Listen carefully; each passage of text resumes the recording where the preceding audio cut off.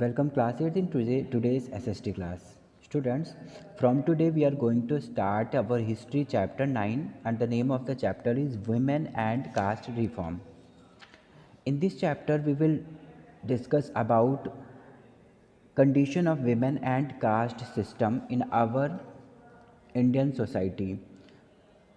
British के आने के बाद जो भी सोशल कंडीशन थी विमेन की और जो भी रिफॉर्मेशन हुए थे उस टाइम पर उनके बारे में हम इस चैप्टर में डिस्कस करेंगे. We will talk about women reforms and many women reformers and their work. Okay, so before we start the chapter some new keyterms are given here in your book. We will discuss about all keyterms first because they will help us to understand the whole chapter. Okay, so let's start with key terms. First key term is Ezhava. Ezhava क्या है? Ezhava is a low caste from Kerala. Kerala में जो भी different caste रहती हैं उनमें से एक कास्ट है जो कि लोअर कास्ट मानी जाती है वहाँ पर, उसको इजावा नाम से जाना जाता है. Clear. Second is Harijan. Harijan term used by Gandhi ji for the untouchables. एक गांधी जी ने एक वर्ड यूज़ किया था अनटचेबल्स के लिए, ऐसे सोसाइटी के लिए या हमारी सोसाइटी के उन मेंबर्स के लिए जिन्हें अनटचेबल्स कहा जाता था पहले टाइम पे, है ना, जिनके साथ बहुत ज़्यादा डिस्क्रिमिनेशन किया जाता था, जिनको छूना नहीं चाहते थे लोग, जैसे नीची कास्ट के लोग कहते थे. ठीक है, ऐसे लोगों के लिए गांधी जी ने एक वर्ड यूज़ किया था और वो था हरिजन. इट मीन्स कि हरि के जन, भगवान के द्वारा बनाए हुए लोग, है ना. तो अनटचेबल्स को हरिजन नाम गांधी जी ने दिया. Next is Lokhitwadi. It is title given to Gopal Hari Deshmukh. Gopal Hari Deshmukh ji को उनके सोशल रिफॉर्म्स के किए गए जो भी वर्क्स थे उनके बेसिस पे उनको ये टाइटल दिया गया था.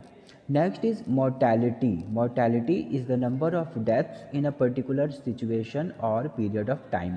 मोर्टैलिटी क्या होता है? मोर्टैलिटी नंबर्स ऑफ डेथ होते हैं किसी भी पर्टिकुलर प्लेस में, किसी भी एक टाइम पीरियड में डेथ जितने लोगों की डेथ होती है उन नंबर्स को उस प्लेस की मोर्टैलिटी कहा जाता है. क्लियर हुआ? इट मीन्स कि अगर कोई भी पर्टिकुलर एरिया होगा और वहाँ पर एक साल, है ना, कोई भी एक पीरियड हम ले लेंगे, तो अगर हम एक साल लेते हैं तो उस एक साल के अंदर जितने भी नंबर ऑफ डेथ्स होंगे वहाँ पर वो ही उस प्लेस की मोर्टैलिटी होगी. Clear. Next is Mook Nayak. Mook Nayak means leader of the silent, a weekly newspaper started by doctor Bhimrao Ambedkar. Mook Nayak का जो मतलब है, मूक मीन्स होता है साइलेंट लोग, यानी जो लोग शांत हैं, चुप हैं, और नायक मीन्स लीडर. तो मूक नायक का मतलब हुआ लीडर ऑफ द साइलेंट, है ना. तो और साथ ही साथ पर एक न्यूज़पेपर भी थी जिसमें इन्हीं मूक नायक से नाम से मतलब एक न्यूज़पेपर भी स्टार्ट किया गया था बाय डॉक्टर भीमराव अंबेडकर जी, जिसमें उन्होंने अनटचेबल्स लोअर जो मेंबर्स हैं हमारी सोसाइटी के उनका रिप्रेजेंटेशन किया. ठीक है. Next is polygamy. पोलीगैमी क्या होता है? Custom of having more than one wife at the same time, जिसे हम हिंदी में बहुविवाह कहते हैं. बहुत ज़्यादा कई सारे मैरिजेस करना, है ना, वन टाइम में कई सारे मैरिजेस करना इज़ कॉल्ड पोलीगैमी, जो कि हमारे इंडियन सोसाइटी में एंशियंट टाइम से बहुत ज़्यादा पॉपुलर एक तरह का कस्टम रहा है. जो कि अगर हम एंशियंट टाइम को पढ़ते हैं और पास्ट को देखते हैं तो पाएंगे कि जो बड़े घराने के लोग होते थे वो मोर देन वन मैरिजेस करते थे, एक से ज़्यादा शादियाँ और उनकी वाइफ्स हुआ करती थी, जो कि सही नहीं था, है ना. तो ये पोलीगैमी एक तरह का एक बैड कस्टम था जो कि हमारे इंडिया में चलता था पहले. Next is sati. Practice of burning of a widow with the body of her dead husband. Sati क्या है? सती एक तरह का एक सोशल इवल हम कहेंगे इसको, सामाजिक बुराई है. और इसमें होता क्या था कि इसमें कोई भी अगर विमेन होती थी जिसके हस्बैंड की डेथ हो जाती थी, है ना, तो after the death of his husband उसके बॉडी के साथ ही उसकी वाइफ को भी जला दिया जाता था, है ना. और माना जाता था कि without husband she can't do anything. कुछ भी अब वो कर नहीं सकती है, अब उसको पूरी लाइफ एक बर्डन की तरह, बोझ की तरह अपना बिताना पड़ेगा केवल. तो उससे बेटर होगा कि वो भी अपनी लाइफ को हस्बैंड के साथ ही ख़त्म कर दे। तो शुरू के टाइम पे तो सती का जो सिस्टम चलता था उसमें विमेन खुद ही अपने आप को अग्नि में समर्पित कर देती थी और अपने हस्बैंड के साथ ही मर जाना स्वीकार करती थी। बट बाद में जो भी विमेन होती थी जो नहीं भी चाहती थी, पर ये एक ट्रेडिशन बन चुका था, एक तरह का कस्टम बन चुका था, एक रिचुअल बन चुका था जिसको फोर्सफुली फॉलो कराया जाना शुरू कर दिया गया था, जो कि बैड था। सो एक तरह का सोशल इवल था। इस सोशल इवल को सती नाम से जाना जाता है, जिसका रिफॉर्मेशन के लिए हमारे इंडियन रिफॉर्मर्स ने बहुत सारा वर्क किया और आज ये बिल्कुल पूरी तरीके से समाप्त भी हो गया है। Clear? So now we will move in our chapter conditions of women and caste system. हमारे एंशियंट टाइम में या फिर मेडिवल टाइम से ये सारे जो सोशल इवल्स फॉलो कराए जा रहे थे वो चल रहे थे, पर ब्रिटिश के का पीरियड जब आ जाता है और हमारे यहाँ पर ब्रिटिश एजुकेशन भी शुरू हो जाती है, उस टाइम तक विमेन की कंडीशन हमारे कंट्री में बहुत ही ज़्यादा ख़राब थी और साथ ही साथ पर यहाँ पर कास्ट सिस्टम भी चल रहा था। अब इस टाइम पर क्या हो रहा था, इस टाइम पर इक्वालिटी जैसी कोई भी चीज़ नहीं थी सोसाइटी में। जेंडर और कास्ट डिस्क्रिमिनेशन बहुत ही ज़्यादा डीप रूटेड था हमारे इंडियन सोसाइटी में।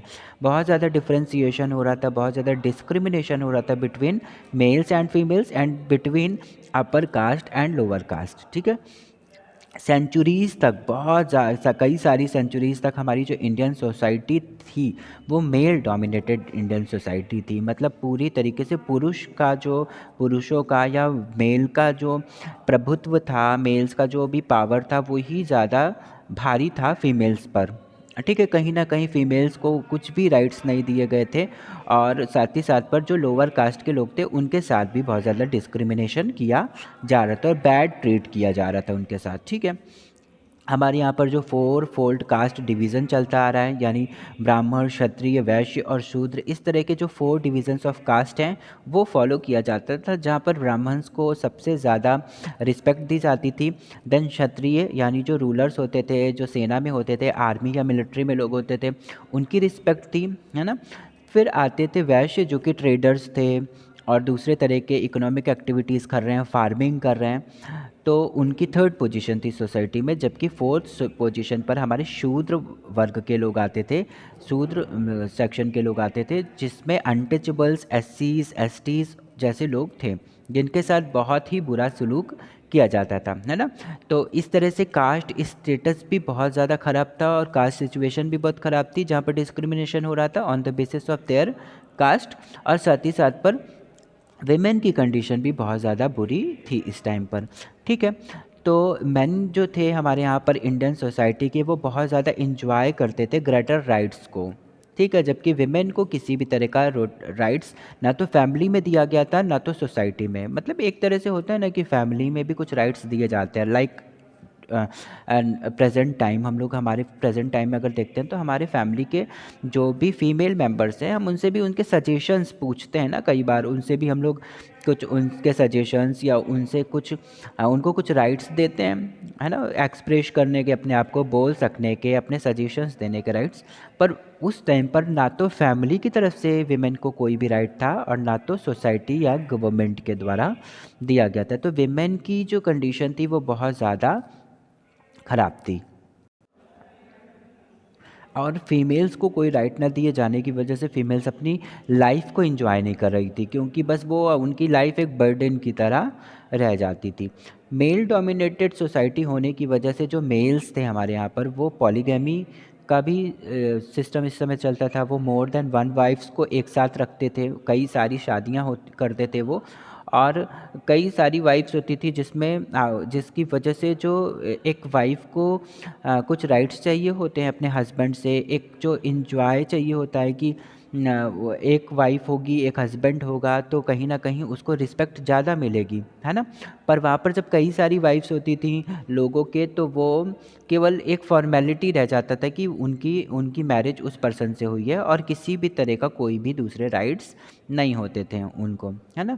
और दूसरे तरफ अगर कोई महिला है, कोई वीमेन है जो कि खुश नहीं है अपने मैरिज को लेकर, शादी को लेकर, तो वो अपने हस्बैंड को छोड़ नहीं सकती थी। डाइवोर्स जैसा कुछ भी नहीं था। लेकिन अगर एक हस्बैंड खुश नहीं है अपनी वाइफ के साथ, तो वो कभी भी अपनी वाइफ को छोड़ सकता था। तो कहीं ना कहीं जो वीमेन थी वो मेंटली बहुत ही डरी हुई होती थी, इनसिक्योर्ड फील करती थी कि कब कौन सी कंडीशन, कब कौन सी सिचुएशन उनको देखने को मिल जाए, कुछ भी पता नहीं होता था। ठीक है। और उसके अलावा हस्बैंड अपनी वाइफ के मर जाने के बाद दूसरी शादी भी कर सकते थे, लेकिन गर्ल्स को, वेमेन को ऐसा कुछ भी राइट नहीं था। ठीक है। और एक तो ये होता था कि उस समय पर चाइल्ड मैरिजेस होते थे, लड़कियों की, छोटी छोटी बच्चियों की शादियां बहुत जल्दी हो जाती थी, और वो भी ओल्ड एज लोगों के साथ हो जाती थी। मगर एज का जो गैप था वो बहुत ज़्यादा कई बार देखने को मिलता है। ऐसा नहीं था कि छोटे लड़के के साथ छोटी लड़की की शादी हो रही है। कई बार होता था कि छोटे छोटे गर्ल्स की शादी बड़े बड़े एडल्ट्स के साथ हो जाती थी, है ना, ओल्ड एज भी इसके साथ भी हो जाती थी। क्योंकि उस टाइम पर विमेन को, गर्ल्स को इतनी वैल्यू नहीं दी जाती थी, और उनको राइट भी नहीं था कि वो बोल सकें कुछ भी कि हमें नहीं शादी करना, या ऐसे पर्सन को हम नहीं पसंद करते हैं, इनके साथ नहीं शादी कर सकते। कुछ ऐसे भी राइट्स नहीं थे। तो फैमिली, फादर, मदर, जो भी उनको जहाँ पर भी शादियाँ करा देते थे, उनको फोर्सफुली वहाँ जाना ही पड़ता था। तो इससे भी बहुत सारे नुकसान थे, क्योंकि फिर छोटे छोटे बच्चों के चाइल्डहुड खो जाते थे ना, एक बचपन का जो दौर होता है वो चला जाता था, जिस टाइम पे वो काफ़ी कुछ सीखते हैं, वो कुछ स्किल्स आती हैं बच्चों के अंदर, कुछ तरह की एबिलिटीज़ को डेवलप करने का ये पीरियड होता है।